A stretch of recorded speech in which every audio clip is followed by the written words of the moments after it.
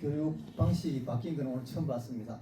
굉장히 합리적이고 참여하는 사람들이 적극적으로 또 참여할 수 있을 것 같은 그런 생각도 들고요. 이게 이제 김종대 전 헌법재판관님께서 지도자 과정을 할 때도 서울에서 국회의원들만 모아놓고 하던 국회 아카데미라고 있습니다. 거기서도 지금과 같은 똑같이 이런 방식으로 진행을 했거든요. 조별로 해가지고 나와서 누군가가 대표가 나와서 발표를 하고 토론도 하고 이렇게 했는데, 제가 이제 나름대로 이 소강 상태에 빠진 전선 이 발표하는 걸 보고 그래도 서울에서 여기까지 왔는데 약간의 코멘트는 좀 해야 되겠다는 생각이 들었어요. 이순신 장군이, 여러분들 뭐 여수에 계시니까 잘 아시겠지만 1592년 음력 4월 13일 날 임진왜란이 발발하고 난 뒤에 계속해서 그해 경상도 해역으로 출동해가지고 1차 출전해서 옥포해전에서 승리하고 그 다음에 그날 오후에 또 합포해전 승리하고 그 다음날 적진포해전 승리하고 나서는 다시 여수로 귀환을 했지 않습니까? 그리고 다시 또 2차 출전을 해가 나가면은 거북선을 이끌고 사천해전에서 승리하고 당포해전에서 승리하고 또 더 올라가서 당포해전에서 이기고 나서 거제도 북단의 율포해전까지 승리하고 나서 다시 또 이 여수로 소위 말하는 본영으로 또 돌아오지 않습니까? 그래 해가 다시 또 정비를 하고 해서 출전해서 역사적인 한산 대첩까지 이루고 3차 해전에 나가서는 안골포 해전까지 다 이기고 그해 이제 음력 9월 달에 10월 5일이 되겠죠. 양력으로는 부산 시민의 날이 부산까지 가가지고 다 부산 대첩까지 다 이루고 나서 여기 이제 여수로 다시 돌아왔는데, 방금 발표하신 내용이 이제 웅포해전부터 이렇게 시작이 쭉 됐는데요. 실제 전선이 소강 상태에 빠진 것은 웅포해전이라는 그 7차 해전이 끝나고 나서는 1593년부터는 사실상 큰 해전은 별로 없었습니다. 소강 상태에 빠졌고, 이순신 장군은 아까 말씀하신 대로 이 서진해 오는 외놈들을 지켜야 되는 자리를 견내량이라고 정확하게 판단을 하시고, 그 1593년 초부터 쭉 경상도 해역으로 진출해가지고 나가면서 외놈들이 넘어오는 위치가 어딘가 자세히 살펴봤더니 곡창지대인 전라도를 쳐들어오기 위해서는 반드시 견내량을 통과해야 된다. 그렇다면 이 견내량은 해상의 관문인데, 쉽게 이야기하면은 일부 단경, 족부, 첨부를 할 수 있는 해상의 관문입니다. 육상 관문은 뭐 문경, 세제나 이런 데가 되겠지만, 그러니까 한 사람의 사나이가 길목을 지키고 있으면은 좋기 1000명의 적을 두렵게 할 수 있는 장소들이 무슨 량 붙은 데거든요. 대표적인 게 이제 명량이고 견내량 이런 데인데, 이 견내량을 지키기 위해서는 그러면 어디에다 진을 둬야 되겠느냐, 그걸 판단을 해봤을 때 이건 견내량 바로 앞에 있는 미래 아래쪽에 있는 이 한산도가 제일 적절하겠다. 계속 여수에서 왔다 갔다 하면서 눈여겨봐뒀습니다. 계속 한 1년 정도를. 그래가지고 견내량 차단 작전을 실시하던 처음에 그 모항은 통영시 산양읍 미륵도에 있는 걸망포라는 곳입니다. 그 을망포라고 이순신 장군 쓰는데, 거기가 통영시 산양읍 읍에 있는 신전리라는 동네가 있어요. 거기 신봉마을이라고. 거기에서 주로 이제 이 유박을 하고 견내량으로 가서 저기 넘어온다 하면은 쫓아내고 다시 또 걸망포로 와서 있고 하다 보니 그 건너편에 있는 한산도 두월포가 훨씬 더 걸망포보다는 낫겠다 해가지고, 그래가지고 7월 14일 날 이제 진을 한산도 두월포에 설치를 하고, 그 다음에 한 달 후에 8월 15일 정식적으로 발령을 받죠. 전라자수사 겸 삼도 수군 통제사 이런 식으로 해가지고 이제 공식적으로 삼도 수군 통제사가 되셨는데, 지금 아까 그 발표하시는 거 쭉 보니까 굉장히 한 줄도 빠지지 않고 다 읽으신 것 같고 한데, 제가 쭉 봤을 때 이 한산도 시절 중에서 강화 협상 기간 중에 있던 이제 그 전투가 제2차 당포 해전이 1994년에 있었고요. 그다음 장문포 해전이라고 거제도 북단에 거기서 하나 있었습니다. 그리고 나서 이제 다시 정유 재란이 날 때까지 큰 전투는 없었는데, 이순신 장군은 한산도에 머물면서 가장 인간적인 면모를 제일 많이 보여주신 그런 부분이 있죠. 그분이 남긴 그 시나 시조 같은 게 한산도 시절에 있었던 그 시나 시조가 많이 전해옵니다. 여러분들 읽었던 책에도 나오겠지만 한산도 야음이라는 시도 있지 않습니까? 그 수국의 추왕모하니 경한 안진거라 바닷가의 가을빛 저문이 추위에 놀란 기러기 때 높이 나는구나. 도심전전야 할세 걱정에 잠 못 이루고 기척일세 잔을 조풍도 이 명시거든요. 이순신 장군 이거 한산도에서 나왔습니다. 다른 병사들 다 새벽달이 기울 때 자고 있을 때 그 고뇌하는 장수는 자지 않고 기우는 달을 바라보면서 그런 시를 썼습니다. 그리고 자기하고 북방에 가서 그 고생했던 그 누굽니까? 선거이라는 사람. 북방에서 그 이일 장군 밑에서 함께 그렇게 고생했는데 한산도 싸움할 때에는 전라 우수군으로 진도 군수로 같이 참전했거든요. 그래가 다시 그 사람이 승진해가지고 병마사로 육지로 빠져나가기 전날 달빛 아래 술 한잔 건네면서 북방에 가서도 함께 고생했는데 남쪽에서도 함께 또다시 고생을 하는구나. 북방에 가서는 사생을 같이 했는데 내일 밤 떠나고 나면 이별의 정을 어찌하리요. 오늘 밤 달 아래 잔 한 잔 잡읍시다. 이런 시를 쓰거든요.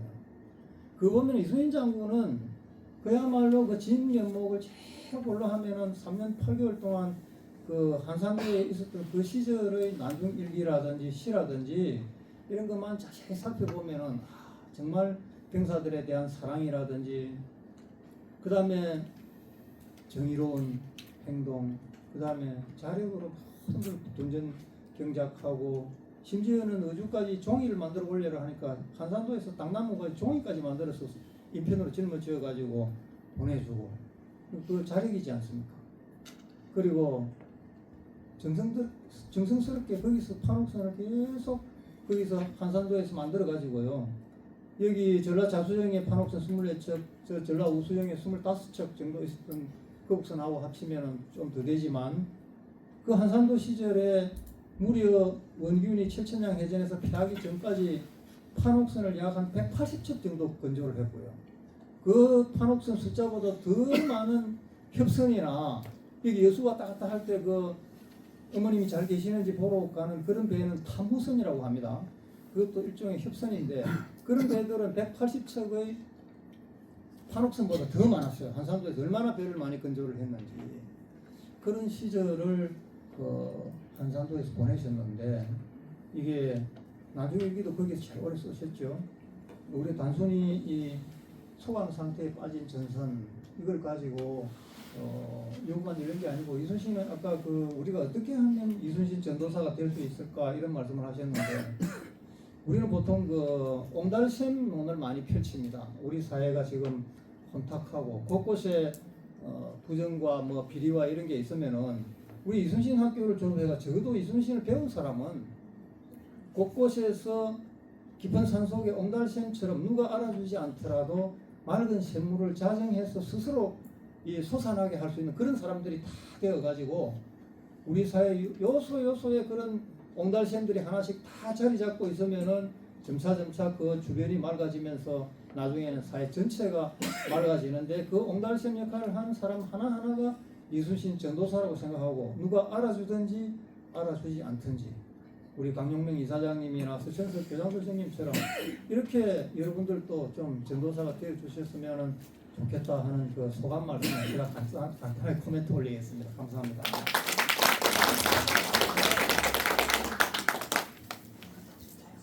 여러분들이 이제 다른 전문가분들도 외부에서 많이 오셔가지고 이순신 장군의 해전이라든지 뭐 1차 출전부터 마지막 노량 해전까지 이런 이야기들은 아마 들을 수 있는 기회가 많이 있을 겁니다. 근데 이제 저는 특별히 이순신 장군은 대단한 천문가 지리의 전략가다 그런 측면에서 여러분들에게 좀 초점을 맞춰가지고 설명을 해드리도록 하겠습니다. 우리가 이순신 하면은 마치 뭐 모든 전쟁에서 이기고 해전에서 다 승리하고 한 번도 패하지 않았다 그런 정도로 알고 있는데 그 밑바탕에는 이순신 장군이 천문가 지리의 전략가라는 것을 저는 발견을 해냈습니다. 그래서 우선 이순신 장군이 움직였던 바다를 우리가 한번 살펴볼 필요가 있는데요. 여기 부산이고 여기가 거제도고 여기가 지금 우리 있는 여수고 여기가 해남이지 않습니까? 여기가 임진왜란 발발 당시에 남해안에 있었던 크게 이 네 개의 수영입니다. 여기가 경상 좌수영, 여기는 경상 우수영, 여기는 전라 좌수영, 전라 우수영인데 여기 박홍 경상 자수사가 여기 있었고요. 여기가 부산시 남구 그 수영구 망미동 그 일대입니다.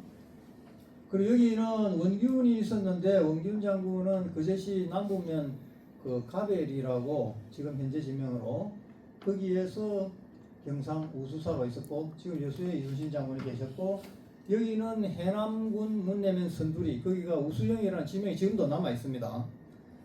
그래가지고 여기 이제 이혁기 장군이 있었는데 요즘은 우리가 도를 나눌 때 경상남도, 경상북도, 전라남도, 전라북도 이렇게 나누지만 그 당시에는 잘 아시겠지만 경상좌도, 경상우도, 전라좌도, 전라우도 이렇게 나눴는데 이게 우리가 여기서 바라보는 좌우가 아니죠.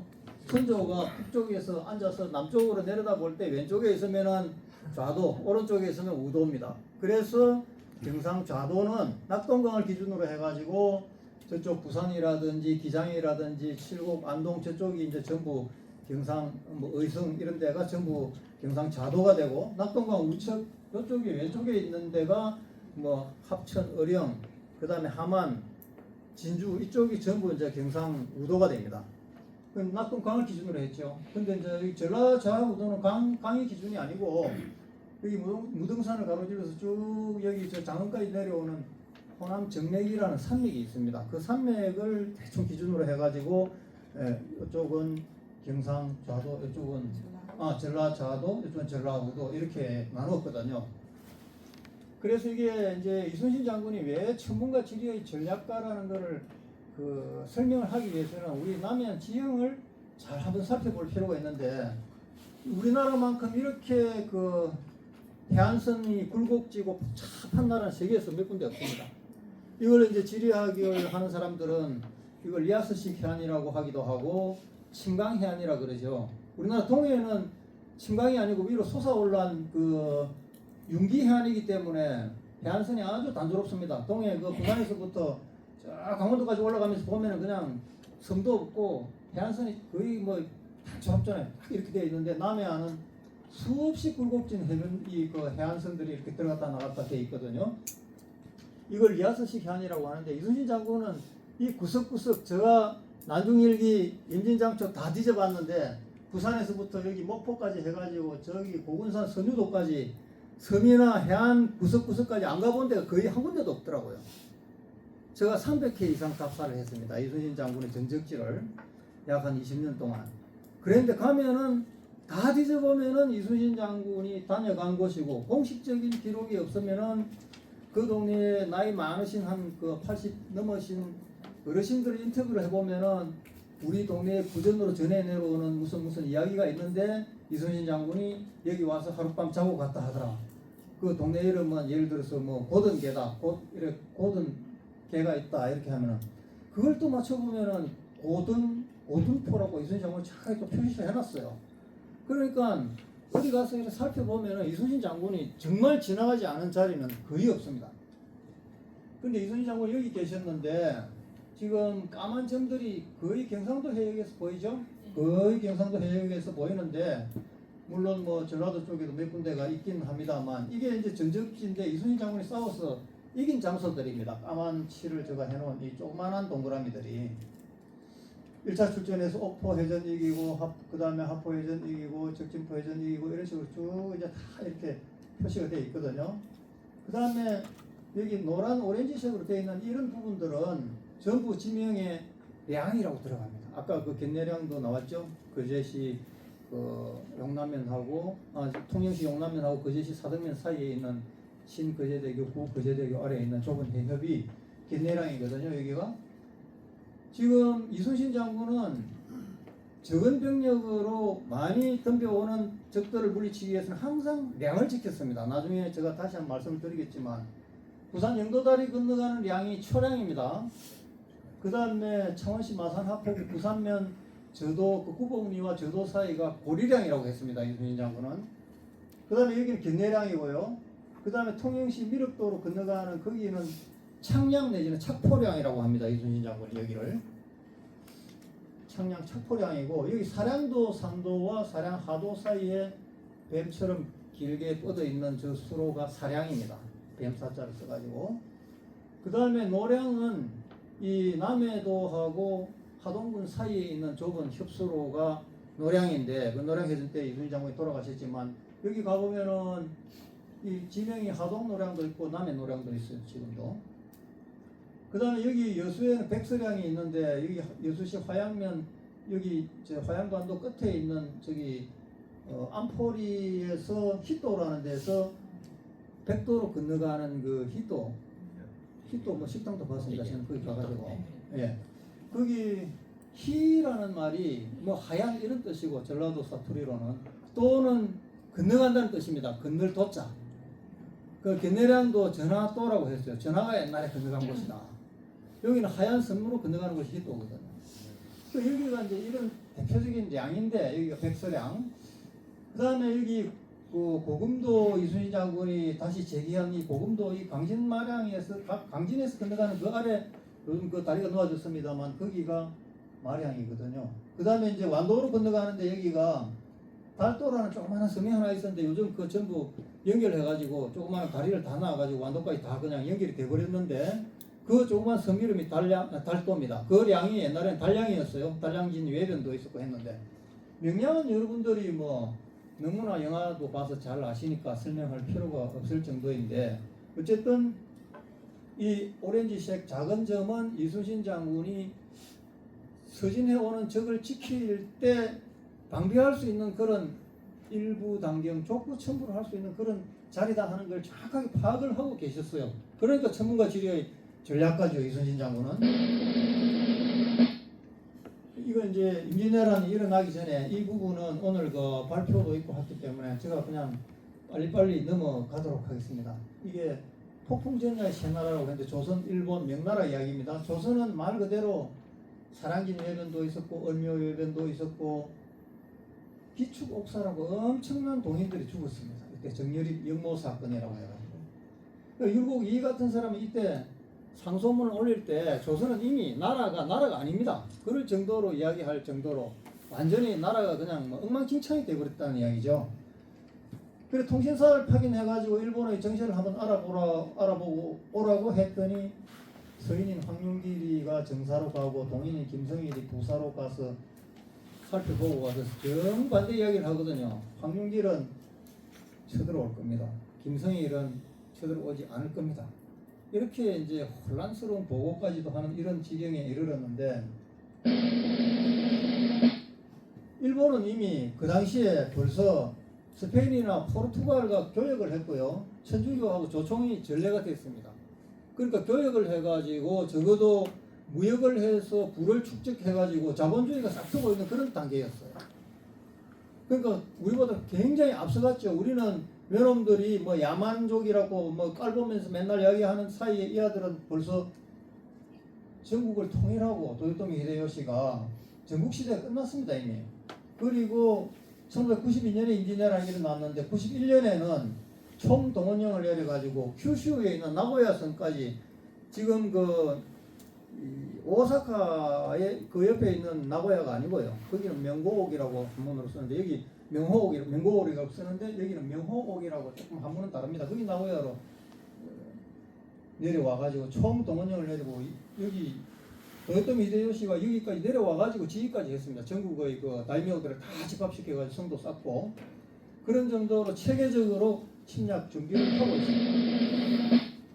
명나라는 사실 우리한테 뭐 원군을 파견하고 했습니다만 이 토목보의 변이라든지 오일라트 타타르 몽고족하고 싸우가 영종이 포로가 되는 사건이 있었고, 이 한강과 라마기의 폐단으로 나라가 실학해가는 무종 때는 그렇고, 세종 때도 역시 왜구들과 북쪽에는 몽고족의 침입으로 혼란한 상태에 있었고, 그 다음에 이제 우리 그 만력제라고 하는 신종, 우리 임진왜란 때 처음에는 잘했어요. 만력의 치, 장거정이나 이런 사람들을 등용해가지고 정치를 잘 했는데 말년에 그냥 장거정 사후에 실패를 해가지고 여기도 명나라도 쇠락의 길로 넘어가고 있는 그런 단계예요.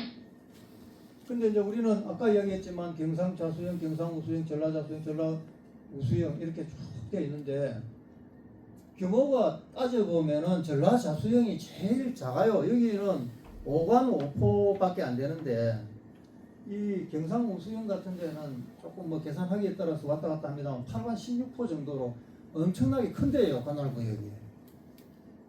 전라우수형도 관할구역이나 장수들이 이 예하 장수들을 보면 전라자수형보다 훨씬 컸습니다. 관옥선 숫자도 한 대가 더 많았고 뭐 경상자수형도 마찬가지. 근데 이 4개의 수형이 있었지만 결정적인 역할을 하신 분은 역시 여수에 있었던 이순신 장군이었죠. 그래서 이순신 장군은 여러분들 이 나중일기 이제 시작이 1592년 1월 1일부터 시작을 하잖아요. 그래가지고 2월 달에 2월 19일쯤에 이제 여수에서 초도 순시를 해가지고 여기 하양반도 가가지고 여기 이목구미라는 데까지 여기 끝에 가서 간목간 있는 여기 들렀다가 여기 이목구미에서 다시 배를 타고 여도로 건너가가지고 여도에서 이렇게 녹도로 갔다가 발포를 거쳐서 사도를 갔다가 다시 이 돌산도 방답으로 해가지고 경도를 거쳐서 전라자수형으로 복귀하는 이런 이제 초도 순시를 하는데 이순신 장군이 왜 그러면은 최고 지휘관인데 전라자수형에 앉아가지고 야 이놈들 몇 며칠 누구는 이리 와 누구 이리 와 해가지고 딱 그 보고하는 날짜 잡아가지고 순차적으로 보고를 받으면 될 텐데 왜 직접 가셨겠습니까? 이건 전란에 대비해가지고 지휘관은요 어떤 지휘관이더라도 자기 관할 구역 내에 있는 지형 지물과 그 지역 일대를 완벽하게 꿰뚫고 있어야 되거든요. 그래 가서 그 지역에 또 제대로 예하보다 부대들이 방비를 제대로 할 수 있는 그런 태세가 되어 있는지 그것도 직접 점검을 하셔야 되고 그 다음에 자기 관할 구역 내에 있는 지형 지물을 다 익혀가지고 외국들이 쳐들어올 그 길은 어딘가 방비를 할 수 있는 최적지는 어딘가 이런 거를 머릿속에 다 염두에 두고 그걸 익히는 게 지휘관의 최초 그 초도 순시하는 그 목적이거든요. 그래서 초도 순시 이거를 그냥 우리가 대충 봐서는 절대 안 됩니다. 그 어떤 사람들은 뭐 여기 가가지고 간목간에 갔더니 권준이 동생과 함께 왔는데 기생들을 데리고 왔더라. 산에 뭐 꽃은 활짝 진달래가 피어가 너무 좋더라 하면은 놀러 간 거 아니냐 기생들하고 어림도 없는 이야기입니다. 놀러 간 거 절대 아닙니다. 그 시절에는 기생이라는 건 광기는 자동적으로 따라오게 되어 있는 거고 그렇기 때문에 그 행간을 잘 읽어야 돼요. 만중일기라도. 근데 이제 그 임진왜란 올 것이 왔다는데 이게 한 15만 8천에 수군 9천 후방 경비병까지 해가지고 20여만이 왔다고 보통 얘기를 하거든요. 그래가지고 일본군 그 선봉대가 1590년 3월 13일 날 이미 대마도에 도착을 했습니다. 이 대마도를 건너오기 전에 그 아까 나고야성에서 대마도로 건너오기 위해서는 일기도라는 이키시마라는 섬을 건너서 와야 되는데 이렇게 건너오거든요. 여기 규슈에 있는 나고야성에 출발하면은 이키시마라는 일기도를 지나가지고 대마도 북부의 오우라항을 거쳐서 부산포로 이렇게 보통 오는데 제가 그 당시에 이 무동력선으로 돛을 달고 노를 저어서 오는 시간을 재봤더니 여기서 대마도에서부터 부산까지 오는데 약 한 9시간 전후 걸렸더라고요. 아침에 출발해가지고. 그러면 왜 4월 13일로 정했을까? 이 4월 13일이라는 게 양력으로는 5월달이죠. 여수에서 최초로 출동한 날이 5월 4일이니까 그거는 이제 그 음력이지만 어쨌든 이 음력 4월 13일 정도 되면은 이 대한해협 여기가 가장 1년 중 조용한 날입니다. 그 외에 겨울에는 엄청난 북서풍이 불어가지고 파도가 쳐서 도저히 건너오기 힘들고 봄까지도 저기가 온갖 바람이 막 그 동풍이라든지 어지럽게 부는 데가 여기거든요. 이 항해하는 그 원양 어선이나 이런 걸 타는 사람들 얘기 들어보면 여기가 굉장히 겨울에 험한 바다랍니다. 여기가. 그리고 이 해류도 막 한류, 난류가 교차하는 곳이고 그래서 가만히 살펴보면은 음력 4월 13일 그때가 1년 중 가장 그래도 건너오기 쉬운 날이고, 그 중에서도 날씨가 맑은 날, 아주 맑은 날, 여기서 딱 바라보면은 부산까지가 직선거리로 50km거든요. 저는 저를 답사하기 위해서 저기를 3번을 가봤는데, 밤에 날씨가 맑으면은 저기 서면은 부산에 있는 번쩍번쩍하는 그 남포동 불빛 같은 게 다 보입니다. 영도에서 비치는 불도 보이고, 영도나 부산 그 높은 대천공원 같은 데 올라가서 봐도 날씨 맑으면 대마도 환히 보이거든요. 근데 이날 이제 4월 13일 날 쳐들어올 때 이놈들이 딱 보고는 오늘 날씨가 굉장히 개청하고 파도도 잔잔하니까 아침에 출발하면은 반드시 해지기 전에 부산에 도착할 수 있는 날을 딱 선택합니다. 그날이 4월 13일이었어요. 근데 그 지나면은 이제 장마가 시작됩니다. 그러면은 그건 안 되죠. 장마 시작하면은 바람 불고 비 오고 안개 끼고 하면은 순차적으로 한 600척 되는 배들이 건너오는데 그게 배 선단이 흩어져 버리면요, 여기는 필리핀 해류가 올라와 가지고 저 홋카이도까지 떠밀려 가버릴 수도 있습니다. 안개 속에서. 그렇기 때문에 딱 가장 맑은 날 바로 출발하는 거거든요. 이런 것도 이순신 장군은 이런 그 남해의 특성을 완전히 깨뚫고 있었습니다. 그래서 이제 그게 여러분들이 건너오는 거를 4월 13일 날 오후에 가덕도 은봉에 있는 그 이등, 서건 이런 이제 봉수꾼들이 딱 쳐다보고 있으니까 낙동강 하구 쪽에서 해운대 쪽으로 배들이 막 때를 지어서 지나가는데 아무리 봐도 저건 무역선은 아닌 거예요. 세견선이 아니고 도저히 저건 틀림없이 무슨 변고가 일어났다 해가지고 급히 달려 내려와가지고 가덕진 첨사 전응민한테 이등, 서건 이런 이 봉수꾼들이 알려주니까 순차적으로 전영민이 천성고 그 옆에 있는 만호 황정에게 보고를 하고, 전영민은 다시 자수사 경상 자수사 박홍, 경상 우수사 원균에게 보고를 하고, 원균은 다시 이순신에게 공문으로 해가지고 결국은 이제 전파가 돼가지고 임진왜란이 터졌구나 이런 이제 상황이 벌어집니다. 그러면 이제 우리가 천문가 지리 전략가 이순신 이걸 알기 위해서는 해전 이야기는 나중에 제가 해전 이름 정도만 하고 넘어가겠습니다만, 남해안의 특징을 이순신 장군은 완전히 간파하고 있었습니다. 여기 곳이 어떤 곳인지 아시나요? 호미곶, 북한의 뭐 장산곶 이런 거는 바다에서 이렇게 속 튀어나온 반도처럼 이런 지형을 곳이라고 합니다. 좀 큰 거예요. 이거는 여기 토끼꼬리처럼 영덕에. 그다음 구미라는 지형이 있는데, 이 구미는 거북구자에 꼬리 밑자를 쓸 경우도 있지만 원수구자에다가 그 아니 밑자를 쓸 경우도 있어요. 그거는 엄차를 했다는 이야기거든. 이순신 장군 이두식으로. 이 구미 지명이 난중일기나 이순신의 기록에 4번 정도 등장을 합니다. 여기 초도 순시할 때 이목구미에서 갔는데, 여기 그 이사님으로 계시는 조미선 그 이사님 고향이 이목리인 줄 제가 알고 있는데, 그 이목구미입니다. 여수시 화양면 이목리 구미마을이거든요. 거기가. 그 다음에 또 어떤 구미가 등장하냐면은 부산포 해전에서 이기기 직전에 그 건너갈 때 모름대를 지나가 낙동강 하구에서 지나가면서 다대포 직전에 깊숙이 들어간 만이 있는데 거기를 화준구미라 그랬습니다. 화손대라는 그 안쪽으로 들어가 깊숙하게 들어가 있는 화준구미. 그 다음에 또 구미 하나가 군영구미라고, 이순신 장군이 조선 수군 재건할 당시에 쭉 보성에서부터 장흥으로 해가지고 백파진으로 해서 명량까지 지나갈 때 군영구미라는 마을을 지나갔습니다. 거기에 대해서는 지금 해남하고 장흥하고 조금 견해를 달리하고 있습니다. 해남 쪽에서는 해남군 포항마을이라 그러고, 보성군 해진면 포항마을이라 그러고, 저쪽에 장흥 쪽에서는 아니다, 거기는 안양면 해창리다, 그렇게 이야기를 하고 있는데, 그건 뭐 규명되어야 될 부분이고요. 그 다음에 이제 그 원두구미라는 구미가 하나 등장하는데, 그거는 한산도에 있습니다.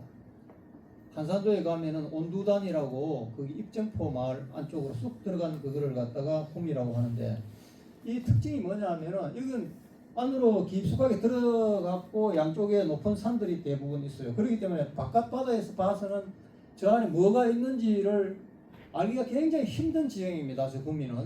그래서 이순신 장군은 배를 숨기기 위해서는 저 구미 쪽으로 많이 들어가 숨겨놓고 바깥에 탐방선 같은 거를 지키게 하는 그런 이제 전략을 구사를 주로 했어요.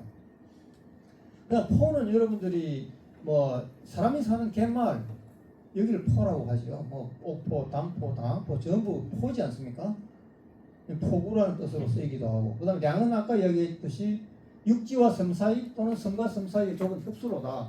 여기는 우리가 그 베르누이의 정리라고 물리학적으로 유체역학적으로 좁은 데를 유체가 지나갈 때는 그게 같은 양이 지나가려고 하면 엄청난 가속도가 붙어가 지나가는 곳인데, 명량 같은 경우에는 시속이 물이 한참 흘러갈 때는 시속 12노트까지 지나갔습니다. 요즘 조금 줄었다 하더라고요. 왜냐하면 그 안에 있는 그 여러 가지 매립 사업을 많이 하고 영암 방조제라든지 이런 걸 만들어 가지고 예전에 12노트까지는 안 나오지만 지금도 10노트 이상 나온답니다. 한시 때에는.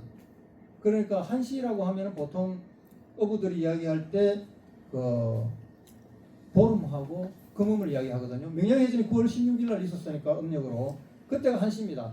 가장 많이 움직일 때입니다. 물이. 그래서 이걸 이제 그다음에 이제 량은 그 이제 그런 좁은 흡수로고요. 그냥 치가 있습니다. 이 치는 곳보다는 조금 작은데 앞쪽으로 좀 튀어나온 이 치라고 합니다. 무슨 치. 한산도에 가면 매외치가 있죠.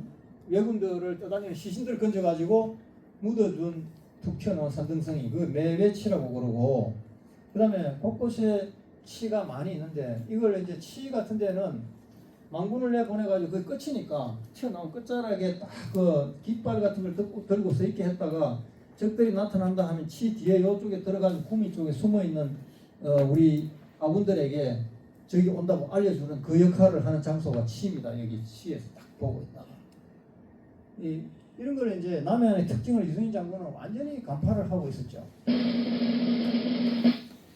지킬 때는 아까 말씀하신 대로 량을 지켰고요. 그 다음에 공격할 때는 포를 공격했습니다.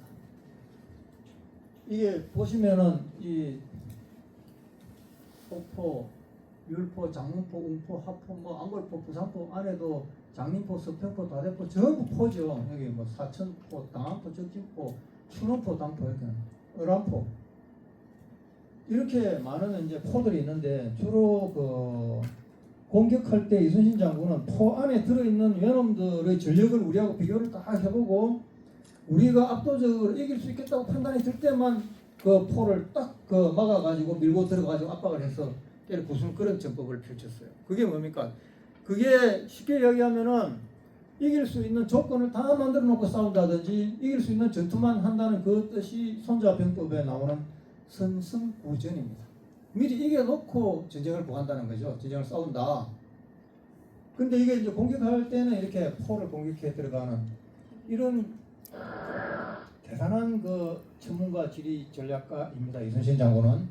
그리고 정보를 수집하기 위해서 남해안의 높은 산에는 망군을 내보냈습니다. 그 망군이 올라가서 이제 망을 보고 있는 그 산이 망산인데 대표적인 게 그 부산포 쪽에서 이쪽으로 서쪽으로 나오는 배들을 관측할 수 있는 장소가 거제시에 있는 그 장목면 대금산이라는 데가 대금리 이쪽에 있는 진달래 많이 피는 산인데 여기에 망군 뭐 오수나 이런 사람들 내보내가지고 여기 저기 나타나면 바로 이순신 장군한테 한산도에 이야기하고요.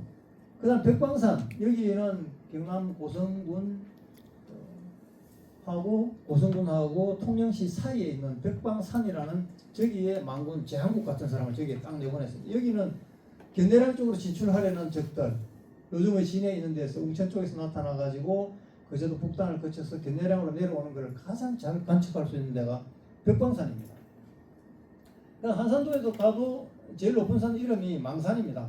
들어가는 제성당 입구에 있는 산이 고동산인데 그것도 역시 망산 역할을 했고 일부 우리가 부전으로 전해오는 바에 의하면 여기 여수에 있는 시전동 그 선소 뒤에 있는 그 산 망마산 거기도 병사도 훈련시키고 이순신 장군의 동백 말체와 관련된 설화도 있고 한데 거기도 멀리 바라보는 망을 보는 가망만이라든지 이런 데를 쳐다볼 수 있는 그런 이제 망군들을 운용했던 장소로 볼 수 있겠습니다. 그리고 명량해전 직전에는 이순신 장군이 그 임중형 이런 사람들 망군으로 내보냈는데 주로 해남 달마산이나 이런 데로 내보냈습니다. 달마산에서 보면은 완도 쪽으로 이렇게 움직여 서진해 오는 게 많이 관측을 하기가 쉽거든요. 그럼 급히 배를 타고 달려와가지고 진도 백화점 건너편에서 여기 와가지고 내려가지고 막 불을 피우면은 이순신 장군이 배를 작은 배를 하나 보내가 건너와가 어떻게 사정이 어떻게 되느냐 이렇게 이제 물어보고 아 지금 벌써 적선 선발대 50척이 이진에 도착했습니다. 지금 곧 을왕포로 당도할 예정입니다. 이런 걸 이제 알려주거든요. 그게 정보를 수집하는 망군들인데 우리가 망군을 운영하려면 높은 산에 올라가야 되는데 그럼 산만 가지고 되느냐? 복잡한 해안 포구를 또 노를 젓고 돌아다니면서 직접 눈으로 확인하는 망 보는 사람이 있었어요. 그건 뭐냐? 망군이라고 이름하지 않고 이순신 장군은 채탐군이라고 했습니다. 채탐군. 그러니까 뭘 채록하고 찾고 그러하는 이제 군사인데 작은 배, 날른 배를 타고 개인 무장만 활 하나 정도 메고 그 다음에 뭐 이 다니면서 급하면은 교전도 하지만 주로 정보 수집만 하고 해안 구석구석을 돌아다니는 게 채탐군인데 이순신 장군은 이렇게 남해안의 복잡한 지형을 이용해서 정보를 적정을 수집하기 위해서 망군을 활용했습니다. 그리고 이순신 장군은 여러분 그 진법의 대가라는 이야기를 많이 들었을 겁니다. 여기 이순신 장군이 임진왜란 발발 1년 2개월 전에 여수 전라자수사로 부임을 하고 난 뒤에 성곽도 보수도 하고 자 선생원이라는 데까지 가가지고 거기서 돌을 떠서 와서 여기 오동도 앞에 들어오는 거기 철새도 설치하고 무너진 성곽도 보수하고 이런 작업도 하셨지만은 전선 건조나 이런 것도 나대용을 시켜서 하고 했는데 병사들에게는 제일 많이 시킨 훈련이 그 포사격 하는 거 하고 노젓는 거 시켰어요. 노젓는 거. 왜 노젓는 게 그렇게 중요했냐 하면은 이게 진법을 알아야 제대로 싸워서 이길 수가 있는데 이순신 장군은 젊은 청년 장교 시절에 이일 장군 밑에서 시전부락 전투라든지 이런 여진족을 물리칠 때 거기서 제1차 백의종군을 한번 했거든요. 백의종군을 할 때 이순신 장군이 이일 장군 밑에 비록 그 해임원대가 있었지만 백의종군 하면서 직책이 뭐였느냐 하면은 우화열장이었어요. 이게 뭐냐 하면 우화열장은 우측 날개를 담당하는 승자 총통 발사를 지휘하는 책임자다 이 말이거든요. 그다음 자화열장은 또 누구 있습니다.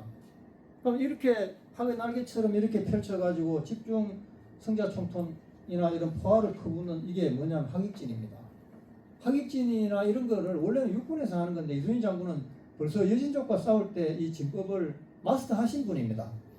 그래가지고 내려와가지고 여수 앞바다 여기에서 엄청난 그 진법 훈련을 했는데 진법의 종류가 이 병장도설 같은 데 보면은 우수형 전진도첩이라고 다음에 여러분들 그 고금도 가셔가지고 거기 그 명나라 군사가 머물렀던 거기 충무사라는 사당이 있는데요. 우리나라 최초로 그 세워진 사당입니다.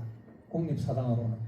사립 이순신 장군의 사당으로 제일 먼저 생긴 거는 통영에 있는 창량묘라는 사당이고 거기 한번 가시면은 우수형 전진도첩이라는 게 있는데 그거 자세히 한번 보십시오. 옛날에는 전시를 했는데 지금은 안쪽으로 그거 넣어버렸는가는 잘 모르겠습니다만 기본 진영의 원진, 직진, 예진, 방진, 곡진 이런 게 있고요. 이 우리가 잘 아는 장사진이나 하객진은 사실은 보조 진영입니다. 전투를 할 때 육군에서 먼저 사용했던 진영입니다. 근데 이제 그 여러분 잘 아시는 이 충무공의 조카 이분이 쓴 이순신 장군의 행장록인 그 행록에 보면은 이순신 장군이 발포 만호로 재직할 때 이게 발포 만호로 재직할 때가 전라자수사로 부임하기 한 12년 전입니다. 그때 발포에서 고흥 발포에서 만호로 재직하고 있을 당시에 전라감사 손식하고 사이가 별로 안 좋았나 봐요.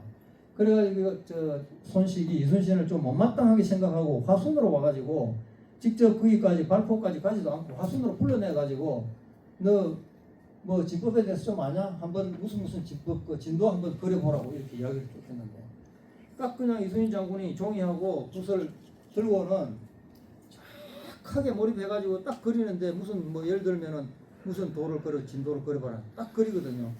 손식 전라감사가 감탄을 해버렸습니다. 그래가지고 이순신의 진면목을 보아버린 거죠. 그래서 그때부터 이순신을 함부로 대하지를 못했어요. 전라감사라고 하면은 뭐 굉장히 이 지역 사령관 최고 그 행정장관이기도 한데 그래서 이순신 장군은 직법의 대가다. 여기까지 하고 제가 말씀드린 대로 조금 쉬었다가 할게요. 아까 8시까지 하고 제가 한다고 했으니까. 예, 감사합니다. 하깃진이라고 이야기를 합니다. 이게 이제 학이 뭡니까? 이게 큰 새고 이거 날개잖아요. 큰 새가 날개를 이렇게 양쪽으로 펼쳐가지고 있잖아요. 이렇게 이제 날개를 이렇게 펼쳤어요. 그 다음에 뒤에도 요 몇 명이 이제 구방을 지키고 있지만 적선이 이렇게 밀려올 때 왜 이렇게 학의 날개처럼 펼치느냐 하면은 한 점을 향해서 이 포를 집중 포화를 퍼붓기 위해서 그렇게 하는 겁니다. 이게 부채살처럼 해가지고 이게 이제 나폴레옹 포격 하는 방식도 이런 식인데 이 포를 그냥 아무데나 뻥뻥 쏴가지고는 이게 집중이 안 되거든요. 한 점을 향해서 완전히 동시에 때려버리는 그런 전법을 펼칠 때 그것도 일렬 종대나 이쪽에서 쭉 적들이 쳐들어올 때 앞쪽을 이렇게 막아가지고 집중 포화를 퍼붓는 경영학적으로 이야기하면 이게 선택과 집중입니다. 선택을 어디를 했다 하면은 마키자카 야사루가 한산대첩에 뒤에서 지휘를 하는데 왜군들이 앞쪽으로 먼저 왔을 때 맨 앞에 나온 배를 집중적으로 먼저 한 서너 척을 부셔버렸거든요. 그러니까 그 뒤에 따라오던 배들이 막 우왕좌왕하기 시작합니다. 그러면 그때 뚫고 들어가는 배가 뭐겠어요? 거국선이 이제 진중으로 뚫고 들어가 적진속으로 뚫고 들어가가지고 좌충우돌하면서 막 돌격을 하는데 그래서 거국선은 돌격선입니다. 초등학생들은 이순신 장군이 전부 거국선 타고 싸웠다고 그렇게 이제 알고 있는데 사실은 이순신 장군은 판옥선 중에서도 가장 큰 배 그걸 좌선이라 그래요. 우리 좌선. 그 다음에 이제 저쪽에서 뭐 예를 들어서 녹도에서 온 1호선 정문 장군이 타고 있다 그러면 그건 녹도 1호선. 저건 방답에서 왔다 그러면은 거기 뭐 입부 이순신이 타고 있으면 방답 1호선. 이런 식으로 1호선, 2호선. 우리가 군대 가도 대대장차는 1호차, 2호차 하잖아요. 그거하고 마찬가지로 배들도 녹도 1호선, 뭐 방답 1호선, 2호선 이렇게 정해놓고 그렇게 하는데 1호선이 제일 큰 배입니다. 요즘같이 이게 설계도가 있어가지고 그 뭐 판옥선을 꼭꼭 찍어내는 게 아니고 이 배를 만드는 사람은 선장이라고 하는데 이제 배를 만드는 장인이다 이 말이죠. 선장들이 이렇게 마광남 선생님이라고 여수에서 70몇 년 동안 뭐 그 배만 한선만 만들었다고 하는 분 강의를 제가 한번 들어봤는데 설계도도 없대요. 전부 눈대중으로 다 하는데 요즘 설계도 있는 사람보다 더 잘 만들 수 있다 하더라고요. 경험이 있기 때문에. 그래서 이거는 이제 한산대첩하고 제2차 다항포해전 때 펼친 그 진용이 하객진입니다. 그럼 여러분 옥포해전하고 당포해전, 다항포해전 때는 저기 깊숙한 포구 안에 들어가서 노략질을 하고 민가를 불태우고 막 있을 때는 어떻게 하느냐 하면은 이 포구 안쪽에 있는 적들을 못 나오게 이 앞에서 꽉 막아가지고 한 일자로 이렇게 쭉 막아가지고 압박을 해서 들어갑니다. 안쪽으로 밀고 들어갑니다. 저게 이제 일자진이라고 하기도 하고 횡렬 장사진이라고도 이야기합니다. 횡렬을 해서 긴 뱀처럼 쳤다. 횡렬 장사진이라고 하는데 이건 옥포해전 때 그렇게 했고 그 다음에 당포해전 때도 그렇게 했고 다항포해전 때도 그렇게 했습니다. 그 다음에 장사진은 길장자에 뱀사자에 진을 쳤다는 얘기인데 긴 뱀처럼 진을 쳤죠. 이렇게 쭉 치들어오는데 이쪽에 이제 부산 진성에 왜적들이 있다고 가정을 해 보십시오. 여기 이놈들이 바다로 나와서는 이순신 장군에게 도저히 이길 재간이 없으니까 전부 그날 그 부산 대첩이 있던 날 부산 그 외성 지금 현재 있는 자선대 그쪽으로 해가지고 전부 산 위로 올라가 참호를 파놓고 이놈들이 거기다 대포를 걸어놓고 심지어는 우리나라 포로들이 우리나라 무기인 편전을 쏘아대는 것도 있었어요. 그 정도로 해가지고 위에서 내려다보고 오는 우리 그 조선 수군을 향해서 막 그 포를 쏘고 하는데 정훈 장군이 앞서 싸우다가 이마에 주발덩이만한 철안을 맞고 전사하셨다고 그렇게 기록이 되어 있거든요. 그거 보면은 언덕 위에서 막 쏠 때는 일렬로 이렇게 쭉 들어가면은 요즘같이 뭐 정확하게 해가지고 GPS로 때려서 그냥 정확하게 이거 저 유도 무기 같은 거는 정확하게 때릴 수 있지만 저 때는 대충 눈대중으로 쏘는 거기 때문에 그냥 이렇게 막 뭉쳐서 들어가면 맞을 확률이 많아요. 그러니까 실처럼 일자로 쫙 이렇게 들어가면 대포를 쏘더라도 맞을 확률이 아주 낮아집니다. 옆으로 막 떨어져요. 그렇게 되니까 깊숙한 포구에 들어박혀서 안 나오는 놈들은 하루 종일 이렇게 들어가가지고 계속 들어가서 대포 쏘고 나오면은 또 연달아 들어가서 계속 쏘고 또 다 쏜 사람은 밖으로 빠져나와서 다시 또 들어가고 이게 이제 들락날락 하면서 싸우는 이런 이제 저 진용이 장사진인데 대표적으로 부산대첩에서 그렇게 했고 안골포 회전, 우포 회전, 장문포 회전 이런 게 전부 안골포에서도 한산대첩에서 지고 난 외군들이 도저히 무서워서 안 빠져나오니까 안골포 외선 위에 들어가 버리고 안 나오니까 그 안에까지 들어가 가지고 일자로 계속 이렇게 장사진으로 들어갔어. 웅포도 마찬가지고 웅포는 여기서 7차에 걸쳐서 전투가 있었지만 아까 그 발표하신 분도 웅포회전 이야기 하셨는데 여수에서 출동해가지고 거제도로 가가지고요. 칠천도하고 거제도 사이에 온천량 내지는 칠천량 그 원균이 편한 데가 칠천량인데 그 안에 거기가 굉장히 배를 숨겨놓기 좋은 장소들이 많아요. 아무리 파도 쳐도 거기는 괜찮습니다. 칠천량 그 일대는. 그래가지고 거기에다가 모항을 정해놓고 송진포라고 하는 곳인데 송진포 내지는 소진포라고도 했어요. 가끔은 이순신 장군이. 거기에다가 밤에는 거기에 들어와서 자고 밖에 탐방선 하나 내놓고 푹 자게 만들고 날만 새면은 거기서 조금 더 올라가면 웅포니까 거기 가서 온종일 싸우고 그걸 거의 한 3달 정도 했어요. 이순신 장군이 웅포 7차 해전을 하면서 그게 장사진입니다. 그러니까 안 나오는 놈들, 틀바퀴가 안 나오는 놈들은 장사진으로 때려 부쉈다. 그게 이제 전략가죠. 어떻게 보면은. 그 다음에 이순신 장군이 곳곳에 다니면서 수군 기지를 정하는 거 보면은 이건 정말 전문가 지리 전략가를 뛰어넘어 가지고 풍수 지리의 대가가 아닌가 이런 생각이 들 때도 있어요. 제가 일일이 다 가서 한번 밟아보고 내 나름대로 검토를 한번 해봤거든요. 그랬더니 이 한산도는 여러분들 뭐 많이 가 보셔서 알겠지만 들어가는데 이렇게 보면은 이 안쪽으로 쭉 뭐 꽃게 발처럼 들어가 가지고 있는데 이게 저쪽으로 바다가 뚫렸는지 안 뚫렸는지 밖에서 봐서 알 수도 없고 곳곳에 이렇게 착하게 이렇게 되어 있습니다. 그리고 이 북향입니다. 이게 북쪽으로 향해 있거든요. 그러니까 어지간한 태풍이 불어와도 저기는 전혀 피해가 없는데 이순신 장군 그 지휘본부가 어디 있었냐면 여기 있었어요. 재성당에 있는 이 일대에 나중일기를 보면은 재성당 그 일대에 수루도 있었고 수루 옆에 뭐 군기 창고도 있었고 그다음에 대청도 있었고 관청도 있었고 어느 날 불이 나서 홀라당 다 태워 먹었다 이런 기록들도 있지 않습니까? 남중일기에.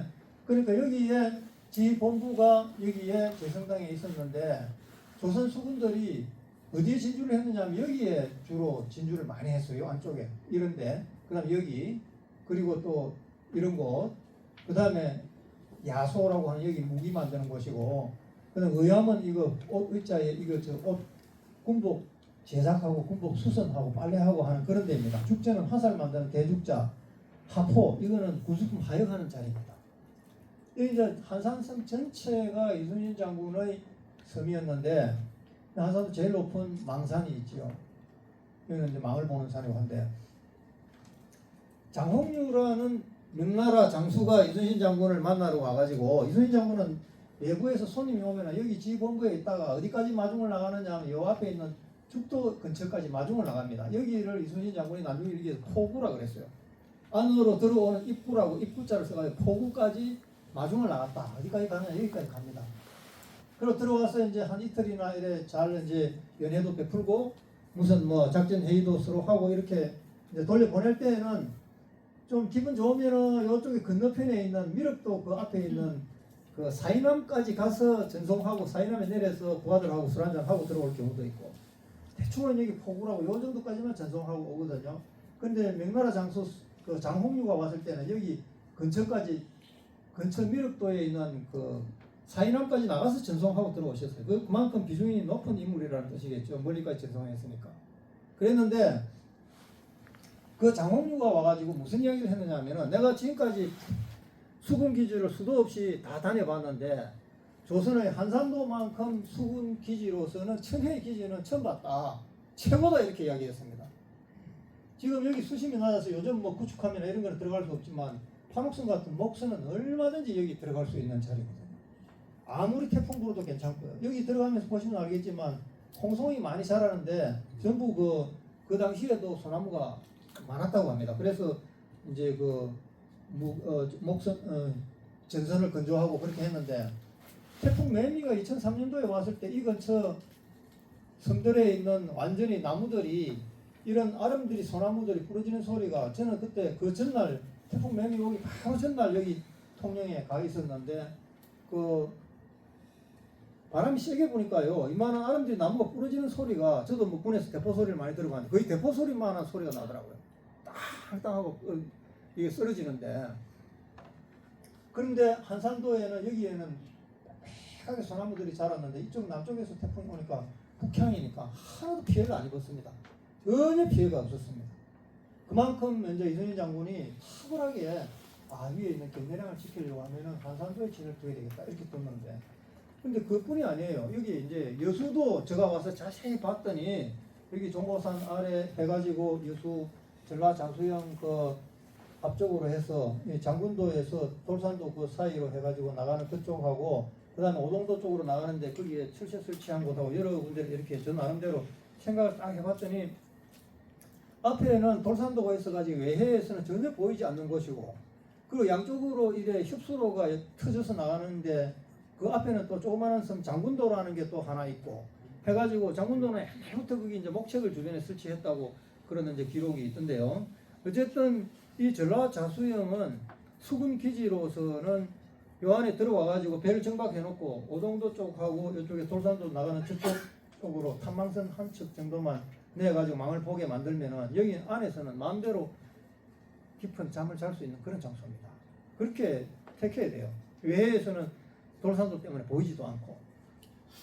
근데 고금도에 가봤더니 고금도 가기 전에 먼저 고하도에 가셨죠. 거기 저 목포 앞바다 여러 이제 다음에 한번 이번 달에 그 이사장님들하고 여기 저 간부님들 쪽으로 한번 답사를 하신다고 제가 얘기를 들었는데 여기 고하도를 가보면은요 여기도 명량해전 직후에 이순신 장군이 저기 고군산 선유도까지 올라가서 위도 격도 그 다음에 뭐 이게 어디입니까 저쪽에 다 그쪽으로 다 올라갔다가 내려와가 마지막에 딱 정착해가지고 여기서 108일 동안 있었던 곳이 고하도인데 여기가 이제 보화도라고도 이야기했어요. 그때는. 지금은 고하도인데 유달산이 여기 이쪽에 있죠. 유달산. 근데 이게 목포항인데 이게 들어가는 영산강으로 들어가는 입구입니다. 저기가. 그러니까 영산강 따라 올라가면 나주까지 쫙 영암절이 올라갈 수가 있는데 저기가 우리나라 최대의 곡창지대지 않습니까? 그러니까 여기다가 이순신 장군이 딱 막아가지고 있는 것은 역시 그 양모호남 신무국가처럼 최대 곡창지대인 호남을 지킬 수 있는 딱 들어가는 입구를 고하도에서 막아서 지키고 있고요. 여기 그 다음에 이게 이제 그 해남군 그 하원반도 하원면인데 요 끝자락에 달리도라든지 뭐 이런 외달도 이런 게 있습니다. 섬이 지금 여기 매립이 돼가지고 하사도라든지 장군도 같은 거는 그 고하도하고 다 이어져 버렸는데 우리나라 그 목화 최초 시베지가 여기이기도 합니다만 제가 가서 딱 살펴봤을 때 이거는 곡창 호남의 곡창지대로 들어가는 섬진강 그 영산강 입구로 꽉 막고 있고 그 다음에 해남으로 돌아서 명량 울돌목을 돌아서 서해로 진출해가지고 한양이나 그 다음에 저기 대동강 그 평양까지 진출해가지고 올라가려고 하는 적들을 관측할 수 있는 숨어서 관측할 수 있는 최고의 여지입니다. 여기가 조금 나와가지고 요 달리도 있는 요 정도만 나가면 서해를 올라가는 적들을 바로 감시할 수 있는데 외적들이 봐서는 여기 뭐가 있는지 잘 보이지 않는 곳입니다. 그런 이제 지형적 특성을 가지고 있는 곳이고 고금도도 가보면요 여기에 고금도에 득동 기지가 조선수군 기지고 묘당도가 명나라 수군 기지인데 묘당도는 왜 이름이 묘당도가 되었느냐 하면은 명나라 수군들이 오자마자 저 사람들은 자기네들 누굽니까 광장하고 그 사람들 사당을 지어놓고 우리 문을 빚면서 좀 잘 지켜주십시오. 그런 거 하려고 사당 지었다고 해서 그런 묘당도입니다. 묘를 지었다고 해서. 근데 원래는 묘당도하고 고금도가 떨어져가 있는 조그마한 섬이었는데 일제강점기 때 저기를 매립을 하고 그 축대를 쌓아가지고 지금 섬이 붙어버렸어요. 가보니까. 그랬는데 어쨌든 여기 조선 수군이 있었던 그 덕동 기지에 가보면은 요 앞에 조약도라는 섬이 있고 조금 더 내려가면 생일도가 있고요. 여기 앞에 신지도라는 완도에서 다리가 나가지고 신지도를 쭉 건너가지고 여기서 다시 또 고금도로 건너가는 다리가 또 생겼어요. 최근에. 근데 신지도가 막아 있어가지고 먼 바다에서 보면 전혀 안 보이죠. 조약도가 앞에 막고 있어서 안 보이죠. 근데 여기도 수군기지 밖에 이쪽이나 이쪽에다가 탐방선 한두 척만 내 보내놓으면은 완벽하게 그 은폐 내지는 은폐를 해서 우리 조선 수군들을 숨기면서 적들의 동태를 살필 수 있는 최적의 장소가 고금도더라. 그래서 이순신 장군은 말 그대로 뭡니까? 천문과 지리의 전략가죠. 전략가고 저는 아마 그 풍수 지리도 통달하지 않았을까. 이순신 장군은 사서 오경을 다 읽고 무경 칠서까지 다 읽었습니다만은 이 정도 그 선정을 하는 거 보면은 수군 기지를 적어도 이 풍수 지리를 하신 분이 틀림없을 거다. 저는 그렇게 이제 추정을 했어요. 왜냐하면은 한산도 수루에 가서 한번 앉아 있어 보십시오. 수루가 그 혈자리거든요. 옛날에 무당들이 와가 밤새 고기 많이 잡히게 해달라, 아들 낳게 해달라, 징 두드리고 했던 자리입니다. 그 이제 그 굿을 하는데 오른쪽으로 보면은 우백호가 쫙 뻗어나가 고동산까지 있고 왼쪽으로는 그 저쪽으로 문호포 마을 쪽으로 쫙 뻗어나가 있고 그 자리가 딱 튀어나와가지고 거기가 혈자리거든요. 거기 지휘본부를 딱 설치하고 그러고 저기 들어오는 걸 제일 먼저 관측할 수 있는 수루를 거기다 딱 세워놓은 거 보면은 아 이분은 정말 뭐 거의 풍수의 대가구나 이런 생각이 들 정도였습니다. 그럼 해류와 조류에 대해서는 이순신 장군이 몰랐느냐? 그것도 깨뚫고 있었어요. 그러면 요즘같이 과학도 발달되지 않은 시대에 그걸 어떻게 알았느냐? 옛날 사람들이 그렇게 보통 묻는 사람들이 있는데 그건 다 경험에 의해서 아는 것이죠. 경험에 의해서. 우리가 대마도를 점거를 하러 갈 때 부산에서 대마도까지 아까 직선거리가 50km라고 그랬는데 태종 때나 세종 때 대마도 점거를 하러 갈 때는 부산에서 출발하면 영도에서 출발하면 50km밖에 안 되는데도 불구하고 항상 어디서 출발하느냐 하면은 통영 거제 사이에 있는 견내량이나 마산에서 출발합니다. 왜 그럴까요? 견내량에서 내려가면은 아까 그 조류를 타고 쫙 내려가가지고 쫙 그 한산도 아래까지 그러니까 매물도까지 그냥 조류가 쓸려 내려갈 때는 한시 때에는 그까지 떠내려갑니다. 떠내려가가지고 그 정도 가서 뭐 조금만 저으면은 뭐하고 만나느냐 하면은 쿠로시오 해루가 올라온 쿠로시오 해루를 만나요. 여기는 필리핀 해루라고도 하는데 여기 올라와가지고 이걸 딱 타버리면은 그냥 노 안 젓고 키만 잡고 있어도 대마도까지 떠밀려 가거든요. 그러니까 수군들이 가장 힘을 적게 들이고 갈 수 있는 방법이 그런 이제 출발지가 견내량 내지는 여몽연합군이 옛날에 고려하고 몽고연합군이 일본을 큐슈를 점거를 하러 갈 때도 출발지는 마산이었습니다. 부산이 아니죠. 그런데 부산에 출발하면은 나오자마자 이 필리핀 해류를 잘못 만나버리면은 대마도 가려고 하다가 홋카이도까지 떠밀려 가버립니다.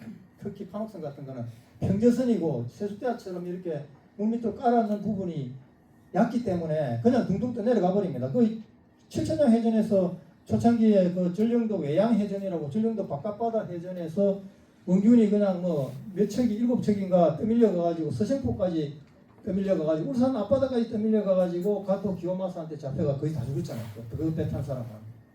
이거는 이제 깨뚫고 있습니다. 이순신 장군은.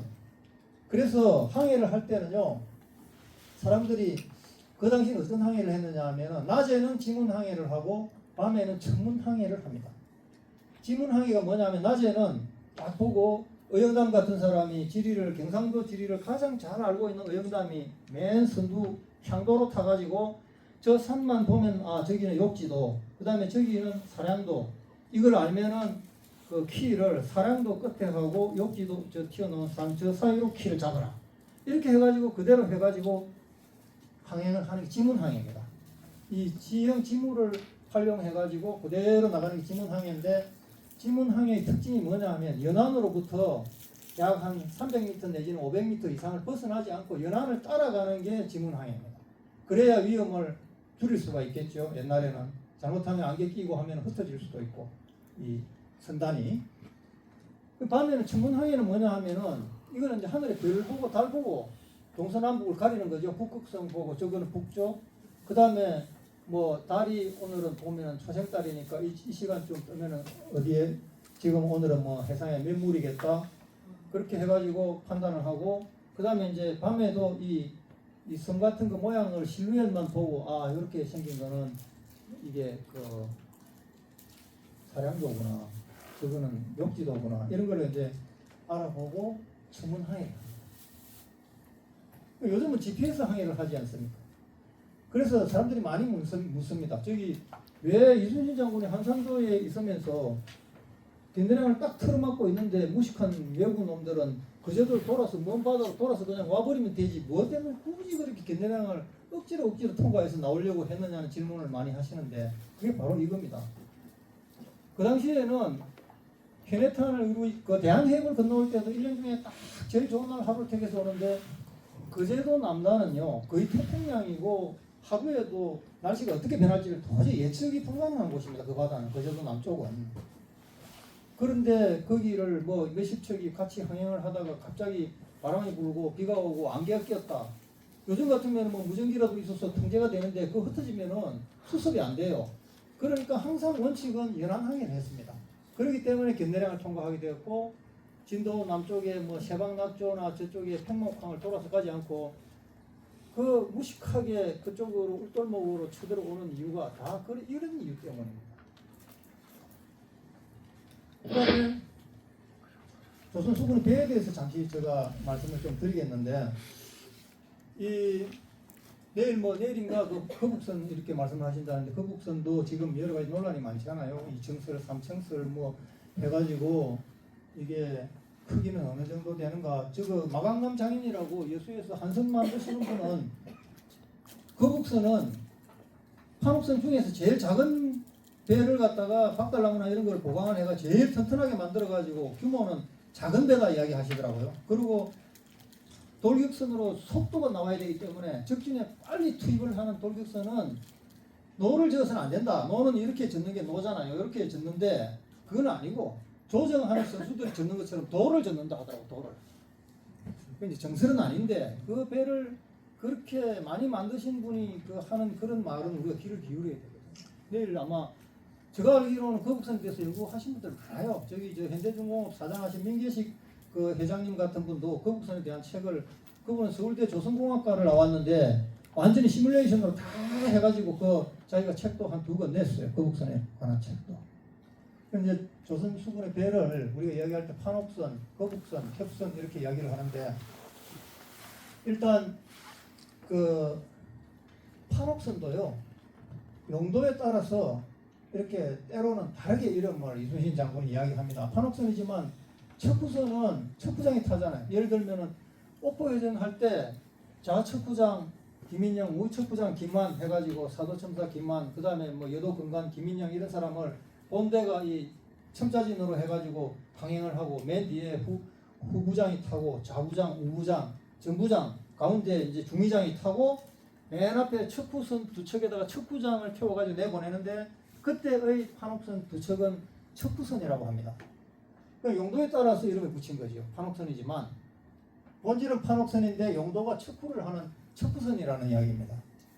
그 다음에 통선, 이건 웅포해전에서 이순신 장군이 내가 지휘를 잘못해가지고 우리 배끼리 충돌해가지고 나와가지고 통선이 전복됐는데 엎드려서 죄를 달게 받겠습니다. 이런 이제 그 장계도 올린 적이 있지 않습니까?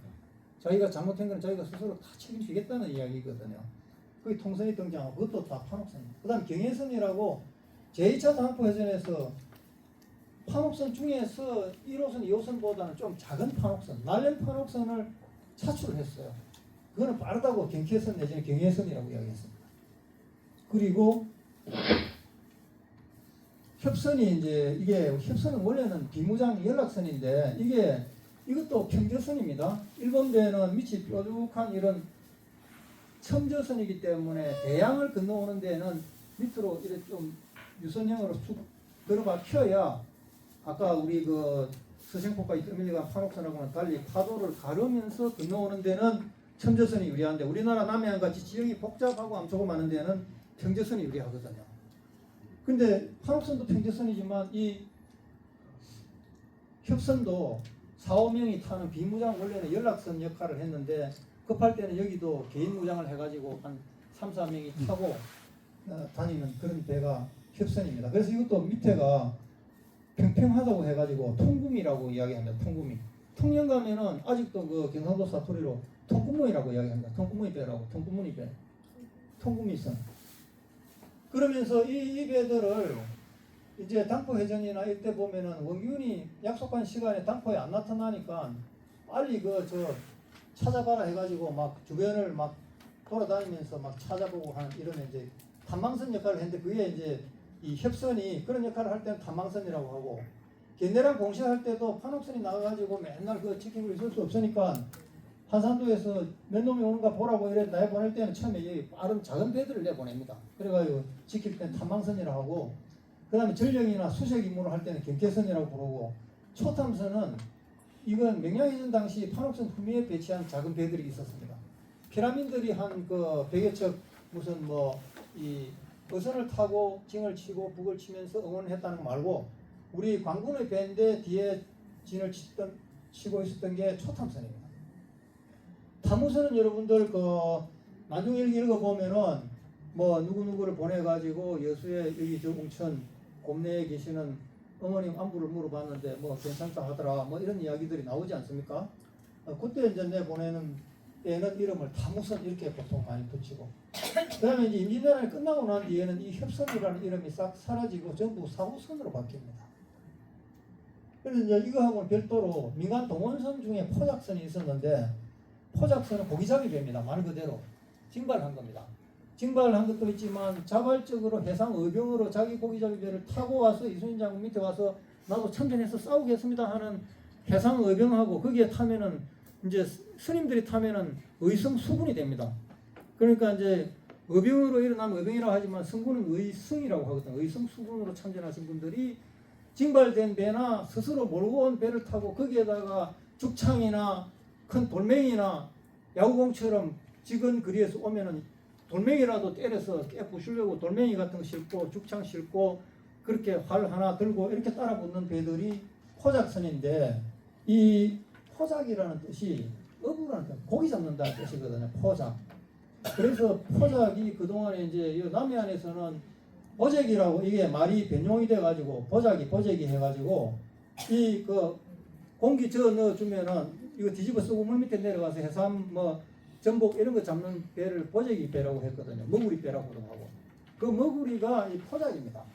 그걸 해상 동원선으로서 전부 따라왔던 배들이거든요. 그러니까 협선은 용도에 따라서 다른 분류를 했다. 그 말씀을 제가 드리는 거고, 그 다음에 이순신 장군이 그렇게 전략가인데도 어디 나갈 때 보면은 이 하룻밤 자고 가는 데는 반드시 물이 있는 데만 자고 갑니다. 여기 여수에서 출발해가지고 나가시죠. 1차 출전할 때 어디로 갔느냐 하면은 소비포라는 곳으로 갔습니다. 지금 지명으로 경남 고성군 하일면 동하리 그 일대인데, 거기에도 제가 가봤더니 물이 좋은 동네입니다.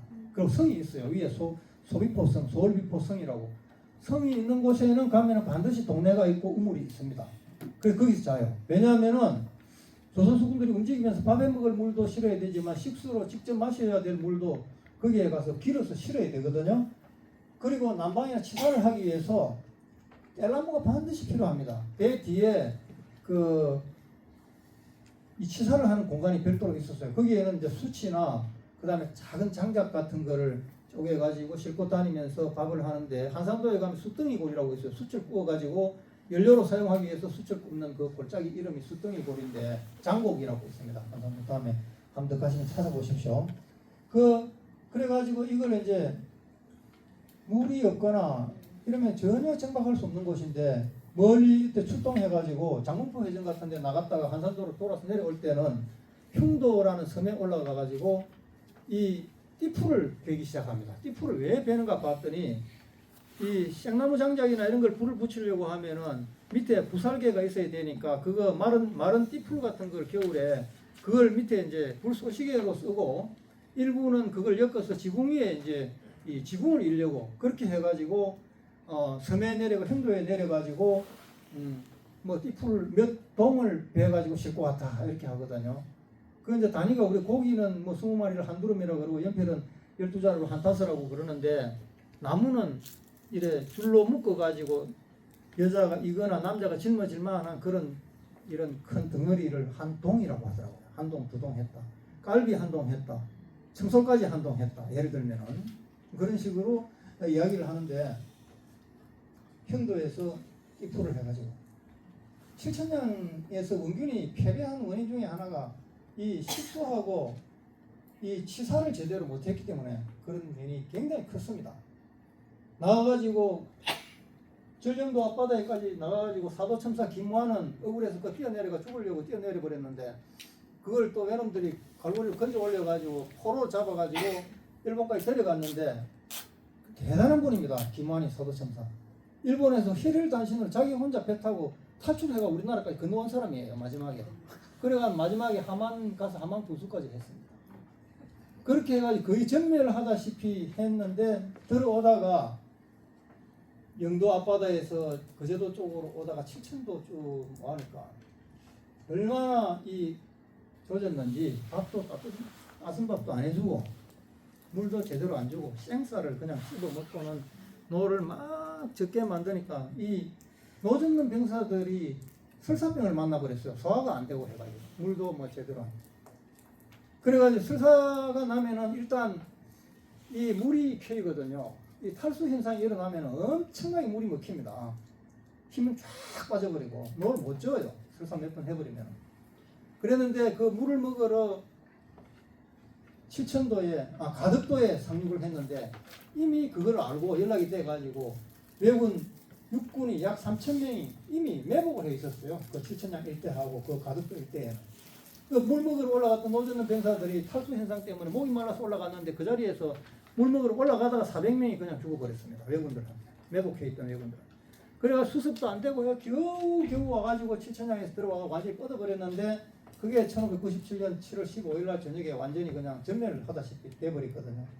그 따지고 보면 이런 걸 안 해서 그래요. 치사나 식수 이런 걸 제대로 안 해서 그런 거예요. 이게 별것 아닌 것 같지만 이순신 장군은 이런 대비를 하시는 분입니다. 철저한 준비를 하시죠. 그리고 이 섬을 이용한 은폐와 은폐 이건 뭐 제가 아까 누누이 이야기를 했는데 간단하게 이것만 한번 보실까요? 제가 여기 이제 명량해전을 취재를 하러 가가지고 우수영에 가가지고 물어봤더니 9월 16일 날 전투가 벌어진 게 처음에는 아침에는 조류가 이쪽에서 해남에서 목포 쪽으로 흐르기 시작했는데 딱 정조대가 멈춘 시간이 정오경이었더라고요. 9월 16일 날 12시, 낮 12시.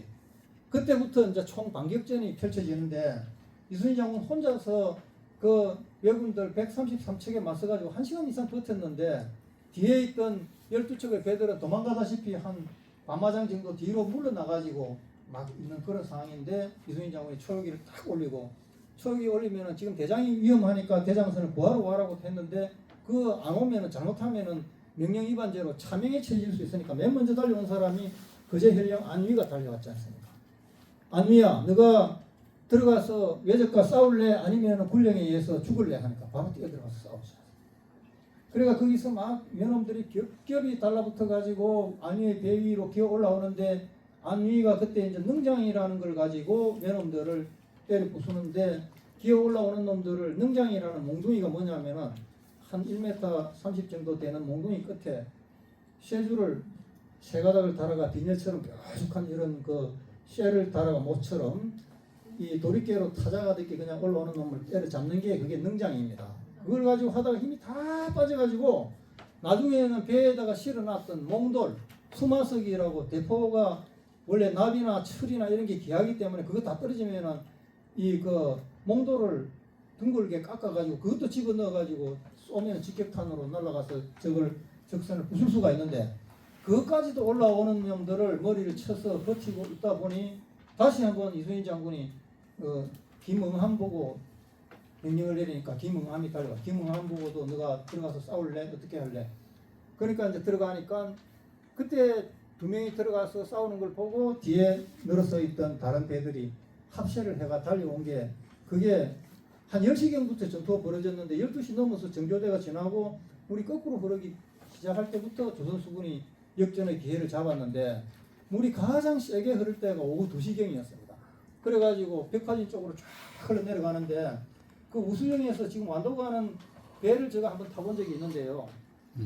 이게 완도에서 올라오는 배는 그 한시 때는 보름이나 금음 때에는 백파항에서 숨어가지고 한 1시간 반 내지 2시간 기다렸다가 물이 어느 정도 잦아지면은 동력선도 그때 올라오더라고요.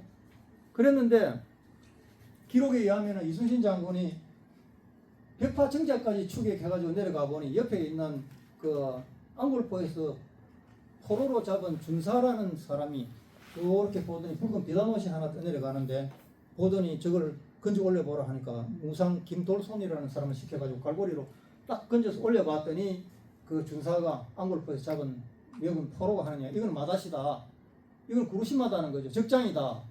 그래가지고 그 자리에서 저기 보는 앞에서 다 그 적장의 목을 베고 토막을 내가지고 마스터 꼭대기에다가 머리를 걸어버리니까 혼비백산 해가지고 이놈들이 흩어지고, 그때가 끝날 시점이 오후 한 3시경 정도 됐어요. 벽파정결까지 따라 내려가가지고. 그랬는데 그 진도 해설사 중에 허상무시라고 유명한 분이 있는데 남농허건 그 후손인데, 제가 가서 그 요즘 사람들이 여기서 이순신 장군이 막 이기고 벽파정자에서 거슬러서 그날 저녁에 달빛을 타고 당사도로 갔다고 그렇게 써놓은 책들이 많더라고 하니까, 그 좀 속된 말로 그놈들 미친놈입니다. 여기 조류를 모른다는 거예요. 그 시간 같으면은요, 왕도에서 오는 동력선들도 한두 시간 피해가지고 이쪽으로 올라가는데 택도 안 소리 하지 마십시오. 이쪽으로 내려가서 금갑도라는 데를 지나가가지고 거리를 해가지고 평목항을 지나서 세방낙조를 지나가지고 밤중에 돛을 달고 달빛을 타고 이렇게 지나갔다고 이야기하더라고요. 현장에 가보지 않으면은 밝혀낼 수 없는 이야기입니다, 이 이야기는. 근데 내가 이런 이야기 하면은 그 어디 역사에 그런 기록이 있냐고 또 따지는 사람들도 있는데, 저는 발로 300개 이상 답사한 사람이기 때문에 이런 이야기를 할 수가 있어요. 그래가지고 서해 올라가가지고 계속 게릴라전을 하지 않습니까? 여기 뭐 할금도, 그 다음에 암태도 올라가가지고 저쪽에 법성포, 위도, 고군산, 여기 선유도까지 갔다가 이렇게 다시 부하도로 내려오셨는데, 어쨌든 정말 여러분 한산도 들어갈 때 그냥 대충 들어가지 마시고 다음에 가면은 방화도라는 섬이 하나 있습니다. 통영항에서 딱 나가자마자 기다쭉하게 생겼는데 위에 철탑이 하나 있는 섬이 하나 있어요. 갯내랑 쪽으로 바라보면 보입니다. 그게 방화도인데, 원래는 이순신 장군은 이 섬을 침도라고 했어요. 한문으로 침자는 방아다리 침자입니다. 이게 옛날 그 방아 찌을 때 방아다리가 길쭉하잖아요. 그 방아다리 침자를 써 침도라고 했는데, 그걸 이제 한글로 사람들이 방아섬 이러니까 이순신 장군 침도라고 차자를 해서 침도라 이렇게 써놨는데, 일제 강점기 때 그걸 다시 정리하면서 방아섬이 아니고 방화섬으로 바꿔버려가지고 지금 방화도가 됐어요, 여기는. 그 다음 죽도 들어가기 전에 화도, 그 다음 이런 섬들이 있는데, 이걸 한산 대첩 때 다 지형지물 이걸 활용해서 이 뒤에 배를 숨겨가지고 적을 기만하거나 그러면 이제 작전을 펼쳤고요. 이 괴범도라는 섬은 거기 통영시 그 산양읍 영운리 앞에 있는 조그마한 바위섬인데, 한산 대첩이 막 벌어져 가지고 한참 하루 종일 이순신 장군이 싸우고 있을 때 이 괴범도라는 바위섬에 타견이라는 의병장이 올라가 가지고 큰 돛을 바위섬 위에 걸어놓고 그 옆에다가 고기잡이 배들을, 작은 배들을 돛을 깔고 막 벌려놓고는 징을 치고 북을 치고 해가지고 이 한산도에서 싸우고 있는 이순신 장군을 뒤에서 응원을 했던 의병들이 올라가서 응원을 하고 했던 그 섬이 개범도라는 조그마한 바위섬입니다. 그거를 참 아는 것만큼 보인다고, 이거는 이제 어디까지나 전해오는 구전 설화지만은 그 동네에 가면은 약 우리 7주간만 돌아가면은 60갑자가 7분만 돌아가면 420년 전 그 정도로 올라가는데, 그게 구전으로 다 전해 내려오고 있더라고요. 그럼 제주도 해전도 거금도나 금당도를 모르고는 제주도 해전을 설명할 수가 없습니다. 그 다음에 서해에서 이렇게 게릴라전 할 때 당사도, 고화도, 팔금도, 지도, 선유도 이렇게 다 숨어서 돌아다니면서 13척까지 이기고 얼마나 무서웠겠어요. 뒤에서 거의 300여 척이 지금 추격해 오고 있는데, 그러니까 우리나라에서 섬이 많은 이 신안으로 들어가가지고 저기에서 계속 게릴라전을 펼쳤죠. 이 신안은 6.25 전쟁 때도 전쟁 난 줄도 몰랐다 하더라고요. 그 정도로 여기가 벽지거든요. 그래가지고 네, 날씨를 우리가 잘 알아야 됩니다. 아까 저 3조 발표하실 때 평양까지 올라갔던 고니시 유기나가가 내려와가 진주성을 유린하고 했는데, 내려온 이유가 저놈들이 4월 13일 날 건너올 때는 반팔 입고 왔을 거예요. 요즘 말로 하면은 따뜻한 여름, 초여름 아직 뭐 장마철도 아닌데 그랬는데 이게 대동강물이 얼기 시작하죠. 조금 있으니까 뭐 한 9월달, 10월달 되니까 추워서 견딜 수가 없지요. 외놈들은 그런 추위는 처음 봤거든. 일본 사람들은. 그러니까 안 내려올 수가 없어요. 그래 내려오다가 뭐 그 근율 장군한테 거기서 뭐 당하고 공주산성에서 당하고 내려와가지고 분풀이는 진주성에서 하고 그러니까 남해안에 쫙 28개의 외성을 구축을 합니다. 저놈들이. 그게 이제 강화협상 기간이죠. 그러면서 이제 이순신하고 붙어봐야 이길 재간이 없고 위로 올라가자니 날씨가 춥고 온 보급로는 해상 보급로는 이순신이 완전히 차단해버렸고 육상 보급로는 우리 의병들이 예를 들면은 곽재우라든지 고경면, 김천일, 뭐 한경도의 정문부, 옥천에 충청도의 조헌 이런 사람들이 나타나가 게릴라전을 펼치면서 육상 보급로를 다 잘라버렸어요. 부산에서 평양까지 이 짊어지고 우마차를 끌고 쌀을 싣고 탄약을 싣고 올라가려고 하면은 3,000명이 달라붙어가지고 메고 끌고 가야 될 거를 부산에서 큰 배 한 척만 띄우면 거기에다가 다 싣고 대동강까지 서해를 거쳐서 올라갈 수가 있는데 이순신이 그 길을 틀어줍니까? 그러니까 전세가 역전되기 시작하는 거죠. 그래서 승기를 잡았습니다. 완전히 한산대첩을 기준으로 해가지고 해상 보급로가 끊어져 버리고 여러분 명나라 원군도 왔지만 근데 이 아리스토텔레스라는 사람이 벌써 기상학을 이야기를 했고요. 6.25 때도 장진호 전투에서 그 혹한 영하 40도에 미군들이 완전히 중공군한테 박살이 나버렸지 않습니까?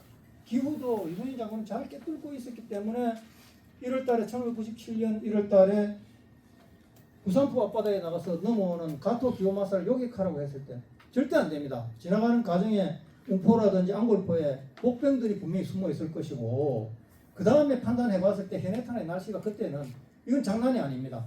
첨저선은 다닐 수 있는 바다지만 우리나라 평저선은 거기 나가면 다 떠밀려 가버립니다. 전부 다. 그래서 안 나간 거예요. 견내량 봉쇄작전 이거는 뭐 아까 발표한 걸로 가름하기로 하고 제가 가장 정말 감명 깊게 봤던 작전이 이겁니다. 갱이바다 해상 봉쇄작전 제2차 당포해전.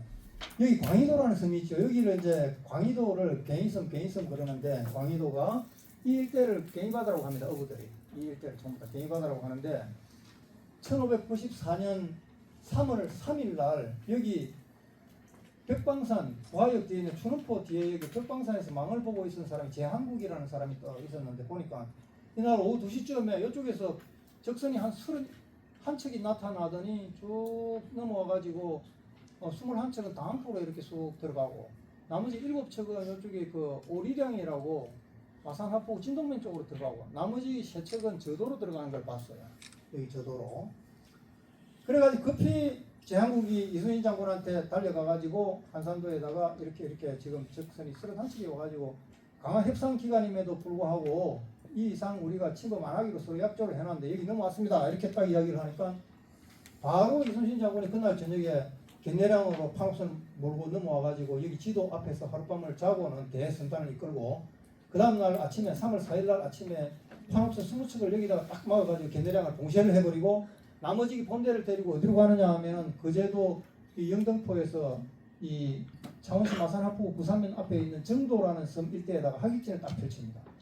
그러면은요 여기는 도간의 던지가 돼버립니다. 여기 견내량 막아버리고 여기 막아버리면은 나갈 구멍이 없어요. 지새끼도 하나 빠져나갈 길이 없는데 그렇게 해놓고 의영담이라는 특수 임무부대장을 선발을 해가지고 경상도에서 10척 전라 우수영에서 10척 그 다음에 전라 자수영에서 10척 가장 빠른 배들만 갖고 와라 해가지고 들어가서 바로 치고 들어가가지고 구석구석마다 가가지고 진해 선창에 쳐들어가니 읍전포 쪽으로 도망가는 6척을 경멸해버리고 시구포 쪽으로 도망가는 2척을 경멸하고 이쪽으로 단포 안쪽으로 쳐들어가다가 어선포 쪽으로 들어가서 2척을 경멸하고는 나와가지고 여기 하룻밤을 자고 그 다음날 입구를 지키면서 또 선발대들이 들어가고 나머지 21척 숨어있던 것까지 모조리 다 이잡듯이 잡아버린 해전이 제2차 당포 해전인데 저는 갱이바다 해상 봉쇄작전이라고 하거든요. 사실은 천문과 지리 전략가 이순신을 알려고 하면은 이거 하나 보면은 정말 감탄스럽습니다. 요즘같이 뭐 위성지도가 있는 것도 아니고요. 그래서 저는 이제 이 하나를 여러분들한테 강조하고 마치려고 했는데 그 이상 뭐 준비한 게 이게 순천외성 봉쇄작전도 고니시 유기나가 여기 있을 때 이순신 장군이 막아가지고 봉쇄를 했다 이런 얘기를 그 다음에 이제 이거 해전은 아까 제가 말씀드린 대로 1차 출전, 2차 출전, 3차 출전, 4차 출전, 뭐 공포해전, 강화협상 기간 중에 있었던 해전들, 그 다음에 원균의 해전, 정유재란 때 있었던 여러 가지 해전들, 이건 뭐 책마다 잘 나옵니다. 제가 이제 여러 가지 다니면서 지명을 이렇게 하나하나 파악해봤다는 이런 이제 말씀을 드리면서 이렇게 많은 데를 제가 찾아냈습니다.